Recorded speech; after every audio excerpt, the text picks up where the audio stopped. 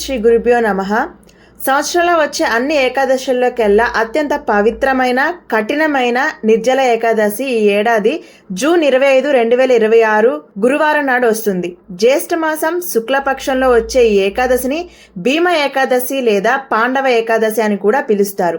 ఈ పవిత్రమైన రోజుకు సంబంధించిన విశిష్టతలు, పూజా విధానం, పాటించవలసిన పరిహారాలు, అలాగే వాటి ఫలితాలు, చేయవలసిన పనులు, చేయకూడని పనులు, అలాగే ఏ రాశి వారికి ఎలాంటి ఫలితాలు వస్తున్నాయని పూర్తి వివరాలు ఈ వీడియోలో చూద్దామండి. ఆ రోజు ఏకాదశి తిథి ఎప్పుడు ప్రారంభమవుతుంది, ఎప్పుడు ముగిస్తుంది, అలాగే ఉపవాసం ఎప్పుడు ప్రారంభించి ఎప్పుడు వదిలిపెట్టాలో కూడా తెలుసుకుందాము. ఆ రోజున ఏకాదశి తిథి ప్రారంభం జూన్ 24, 2026 సాయంత్రం 6:12 ఏకాదశి ప్రారంభం కాగా, ఏకాదశి ముగింపు జూన్ 25, 2026 రాత్రి 8:09 ఏకాదశి తిథి పూర్తవుతుంది. ఇక మనం ఉపవాసం ఎప్పుడు చేయాలి అంటే, ఏ రోజున ఉపవాసం ప్రారంభించాలంటే జూన్ 25న గురువారం రోజు ఏకాదశి తిథి ప్రారంభమైనప్పుడు ప్రారంభించి ఉపవాసాన్ని జూన్ 26వ తేదీన శుక్రవారం రోజున ఉదయం 5:25 నుండి 8:13 మధ్యలో ఎప్పుడైనా మీరు ఉపవాసాన్ని విరమించవచ్చండి.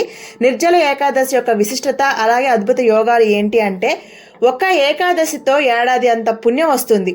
సంవత్సరంలో 24 ఏకాదశులు ఉండగా మహాభారతంలో భీముడు అన్ని ఏకాదశులకు ఉపవాసం ఉండలేనని వేదవ్యాసుడిని వేడుకోగా, వ్యాస మహర్షి ఒక్క జ్యేష్ఠ శుక్ల ఏకాదశి నాడు నీరు కూడా ముట్టకుండా ఉపవాసం ఉండమని చెప్పారు. అందుకే దీనిని ఆచరిస్తే సంవత్సరంలోని 24 ఏకాదశిలో ఆచరించినంత ఫలితం లభిస్తుందన్నమాట. ఏకాదశి అద్భుత యోగం. ఈ ఏడాది జూన్ 25న నిర్జల ఏకాదశి నాడు రవియోగం, శివయోగం, సిద్ధయోగం వంటి అత్యంత శుభప్రదమైన యోగాలు కలిసి వస్తున్నాయి. కాబట్టి ఈ యోగాల వల్ల మనం చేసే పుణ్య పూజలు, జపాలు 1000 రెట్ల శక్తి కలిగినంత ఆధ్యాత్మిక శక్తి మనకి ఈ పూజ చేయడం వల్ల, ఈ ఏకాదశి రోజు ఒక్కరోజు పాటించడం వల్ల వస్తుంది.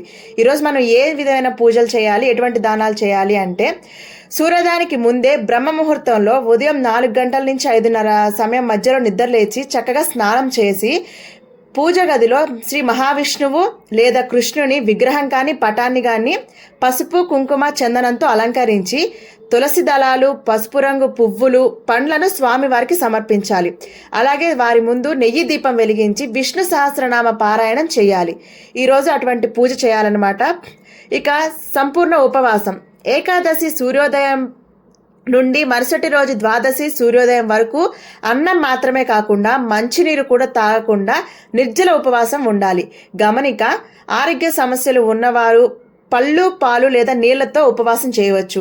ఎవరైతే అనారోగ్య సమస్యలు బాధపడుతున్నారో వాళ్ళు పూర్తిగా ఉపవాసం కాకుండా కొంచెం పండ్లు, పలహారాలు తీసుకోవచ్చు.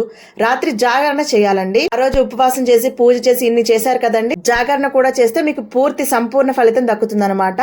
చేయాల్సిన ముఖ్యమైన దానాలు. జ్యేష్ఠ మాస ఎండ తీవ్రత ఎక్కువగా ఉండే కాలం కాబట్టి ఈ రోజున మట్టి కుండలో చల్లని నీరు నింపి అందులో బెల్లం, పంచదార కలిపి దానం చేయటం అత్యంత పుణ్యప్రదం. అలాగే గొడుగులు, విసనకర్రలు, చెప్పులు, వస్త్రాలు అన్నదానం చేయటం వల్ల కూడా పితృదేవతలకి శాంతి కలుగుతుంది. ఈరోజు చేయాల్సిన దానాలయండి. ఇక జపించాల్సిన మంత్రాలు ఎన్నిసార్లు జపించాలో చూద్దామా. ఈరోజు మనం ఓం నమో భగవతే వాసుదేవాయ, ఈ మంత్రం ద్వాదశాక్షరి మంత్రం అండి. అలాగే హరే కృష్ణ కృష్ణ కృష్ణ హరే హరే, హరే రామ రామ రామ హరే హరే. ఈ 2 మంత్రాలని మనం వీలైనన్ని సార్లు జపించాలి. కుదిరితే 108 సార్లు. మీకు ఇంకా వీలైతే సమయం చిక్కినప్పుడల్లా ఆ రోజు మొత్తం ఉపవాసం చేస్తున్నంతసేపు మీకు ఎన్నిసార్లు కుదిరితే అన్నిసార్లు ఆ మంత్ర జపాలు చేసుకుంటే మీకు పూర్తి పుణ్యఫలం దక్కుతుందండి. ఈరోజు మనం ఏం చేయకూడదు అంటే, బియ్యం, అన్నం తినకూడదు. ఇంట్లో వ్రతం చెయ్యని వారు కూడా ఏకాదశి రోజున అన్నం తినకూడదు. బియ్యంలో పాప పరుషుడు నివసిస్తారని నమ్మకం. ఈరోజు చాలా వరకు అన్నాన్ని అవాయిడ్ చేయడం చాలా మంచిదండి. ఉపవాసం చేసే వాళ్ళైనా చెయ్యని వాళ్ళైనా సరే ఈ ఒక్కరోజు అన్నం ముట్టుకోకుండా పాలు, పండ్లు లేదంటే ఏదైనా చిన్న చిన్న టిఫిన్లు లాంటివి ఓకే, కానీ ఈరోజు మాక్సిమం అన్నం అవాయిడ్ చేయడానికి ప్రయత్నించండి. ఇక తామసిక ఆహారం వద్దు అంటే ఉల్లిపాయలు, వెల్లుల్లి, మాంసాహారం, మద్యం అస్సలు ముట్టుకోకూడదు. ఈ రోజున కలహాలు, కోపాలు వద్దు. ఎవరిపైన కోపగించుకోకూడదు, అబద్ధాలు చెప్పకూడదు, పరనింద చేయకూడదు, ఎవరి మీద ఎటువంటి నింద అనవసరంగా వేయకూడదు. తులసి ఆకులు తెంచకూడదు. ఏకాదశి రోజున తులసి దళాలను తెంచకూడదు. మీకు అవసరమైతే తులసి దళాలతో విష్ణుమూర్తికి పూజ చేయాలి కాబట్టి విష్ణు సహస్రనామం చేసినప్పుడు కొంతమంది తులసి దళాలు కూడా పూజిస్తారు కాబట్టి మీకు కావాలనుకుంటే ముందు రోజే కోసి పెట్టుకోండి. శారీరక సుఖాలకు దూరంగా ఉండాలి. బ్రహ్మచర్యాన్ని పాటించాలి. మంచంపై పడుకోకుండా నేలపై పడుకోవటం ఉత్తమం. నిర్జల ఏకాదశి ముఖ్యమైన పరిహారాలు, ఫలితాలు. ఈరోజు మీరు చేయాల్సినటువంటి చిన్న చిన్న పరిహారాలు, వాటికి వచ్చే ఫలితాలు ఏంటో చూద్దాం. మట్టి కుండలో చల్లని నీటిని దానం, దీన్ని ఉదక కుంభ దానం అని అంటారు. ఇలా మంచి నీళ్ళని దానం చేయటం వల్ల పితృదోషాలు తొలగిపోతాయి, అలాగే సంపద వృద్ధి చెందుతుంది. పసుపు రంగు వస్తువుల దానం, బట్టలు, పండ్లు, పువ్వులు. పసుపు రంగులో ఉండేటువంటి బట్టలైనా సరే, పండ్లైనా సరే, పువ్వులైనా ఎవరికైనా దానం ఇవ్వడం కూడా మంచిది. దానివల్ల గురుదోషాలు తొలగిపోతాయి, పెళ్లి కుదురుతుంది, వ్యాపారం బాగుంటుంది. గురుదోషాలు తొలగిపోతేనండి మనం ఏదైనా పని చేస్తే ఆ పనిలో చాలా తొందరగా ఫలితాలు వస్తాయి.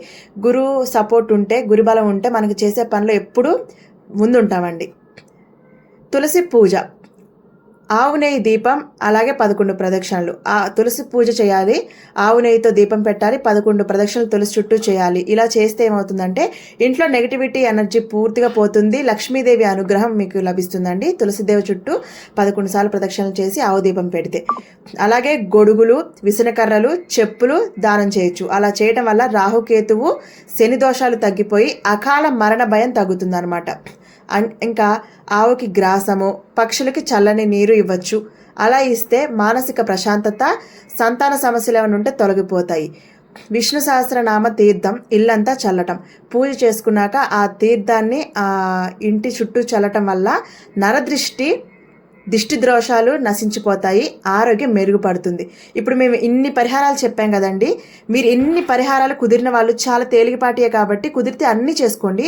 ఒకవేళ ఇన్ని చేసుకోలేకపోతే మీరు ఈ పరిహారాల్లో ఏదైనా 1-2 చేసినా సరే మీకు 1000 రెట్ల ఫలితం ఈ ఒక్క ఏకాదశి రోజు చేయడం వల్ల వస్తుందండి. ఇక రాశి వారిగా ఎలాంటి ఫలితాలు ఉండబోతున్నాయి, ఎలాంటి పరిహారాలు చేయాలో చూద్దామా అండి. ఈ నిర్జల ఏకాదశి నాడు ఏర్పడుతున్న శుభయోగాల వల్ల ద్వాదశ రాశుల వారికి ఎటువంటి ఫలితాలు దొరుకుతున్నాయి, వాటి పరిహారాలు ఏంటి అంటే మేష, వృషభ, కుజగ్రహ రాశులు అన్నమాట. ఇవి 2 వారికి ఆర్థిక ఇబ్బందులు తొలగిపోతున్నాయి. వీరు ఈరోజు ఎర్రటి వస్త్రాలు లేదా పండ్లను దానం చేయటం వల్ల రుణ విముక్తి కలుగుతుంది. ఇంకా వృషభ, తులారాశి, శుక్రగ్రహ రాశులు అన్నమాట. ఇవి కుటుంబంలో సంతోషం, దాంపత్య సుఖం లభిస్తుంది. వీరు విష్ణుమూర్తికి తెల్లటి పువ్వులు సమర్పించి పేదలకు చల్లని మజ్జిగ దానం చేయాలి. వీరు ఈరోజు ఈ పనులు చేయాలన్నమాట. మిథునం, కన్య, బుధగ్రహ రాశులు. ఈరోజు మీకు వ్యాపారంలో లాభాలు, ఉద్యోగంలో ప్రమోషన్లు వచ్చే అవకాశాలు ఉన్నాయి. వీరు పెసరపప్పు లేదా ఆకుపచ్చని వస్తువులను దానం చేయాలి. కర్కాటకం, చంద్రగ్రహ రాశి. మానసిక ప్రశాంతత లభిస్తుంది. వీరు వెండి పాత్రలో నీరు లేదా పాలను దానం చేయడం మంచిది. కుదిరిన వాళ్ళు చేయండి, లేదంటే మామూలుగా నీళ్ళను దానం చేసినా మంచిదేనండి. సింహరాశి వాళ్ళు సూర్యగ్రహ రాశి. సమాజంలో కీర్తి ప్రతిష్టలు, అధికార యోగం పెరుగుతుంది. మీరు సూర్యభగవాన్కి అర్ఘ్యం ఇచ్చి గోధుమలను దానం చేయడం మంచిది. ధనస్సు, మీన, గురుగ్రహ రాశులు. ఆధ్యాత్మిక చింతన పెరుగుతుంది, కోరుకున్న పనులు పూర్తవుతాయి. వీరు పసుపు రంగు వస్త్రాలు లేదా అరటి పళ్ళను దానం చేయడం శుభ ఫలితాన్ని కలిగిస్తుందండి. ఇక మకర, కుంభరాశి వారు శనిగ్రహ రాశులు. దీర్ఘకాలిక ఆరోగ్య సమస్యల నుండి ఉపశమనం లభిస్తుంది. వీరు నల్ల నువ్వులు, గొడుగు లేదా చెప్పులను అవసరమైన వారికి దానం చేస్తే సరిపోతుంది.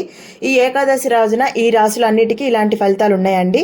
ఇక ముగింపు ఏంటి అంటే నిర్జల ఏకాదశి వ్రతాన్ని భక్తి శ్రద్ధలతో ఆచరించడం వల్ల జన్మ జన్మాంతరాల పాపాలు నశించి అకాల మరణ భయం తొలగిపోతుంది. ఈ లోకంలో సుఖ సంతోషాలతో జీవించి అంతిమంగా వైకుంఠ ప్రాప్తి లభిస్తుందని పురాణాలు ఘోషిస్తున్నాయి.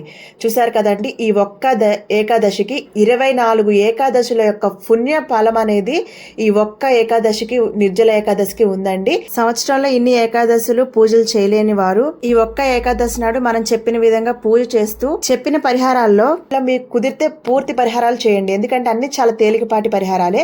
ఒకవేళ మీకు వీలు లేకపోతే దీంట్లో 1-2 చేసినా, అలాగే అలాగే ఆ మంత్ర జపాలు ఉన్నాయి కదండి, ఇలాంటి అద్భుతమైన రోజులలో మనం చేసే మంత్ర జపమైనా సరే, పరిహారాలైనా సరే అండి, అవి 1,000,000 రెట్లు 1000 రెట్ల శక్తిని ఇస్తాయన్నమాట. అందుకే ఇలాంటి ఏకాదశులు, ఇలాంటి పుణ్య సమయాలు వచ్చినప్పుడు అస్సలు మిస్ చేసుకోవద్దు.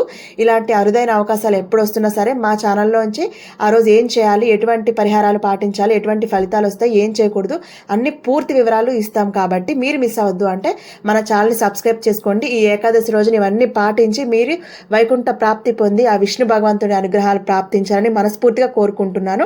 ఇంకా మీరు మీ బంధుమిత్రులు ఎవరైతే మంచిగా ఈ ఏకాదశి పూజ చేయాలని కోరుకుంటున్నారో వాళ్ళందరికీ ఈ వీడియోని షేర్ చేయండి. ఇటువంటి వీడియోస్ కోసం మన ఛానల్ సబ్స్క్రైబ్ చేసుకోండి, ఈ వీడియోని లైక్ చేయండి. మీకు డివోషనల్గా ఎటువంటి వీడియోస్ అయినా కావాలి అనుకుంటే మీకు ఏ వీడియో కావాలో దాన్ని కమెంట్ చేయండి. మీ డౌట్స్ క్లియర్ చేస్తూ వాటి మీద వీడియో చేస్తాం. ఓం నమో భగవతే వాసుదేవాయ. జై శ్రీరామ్.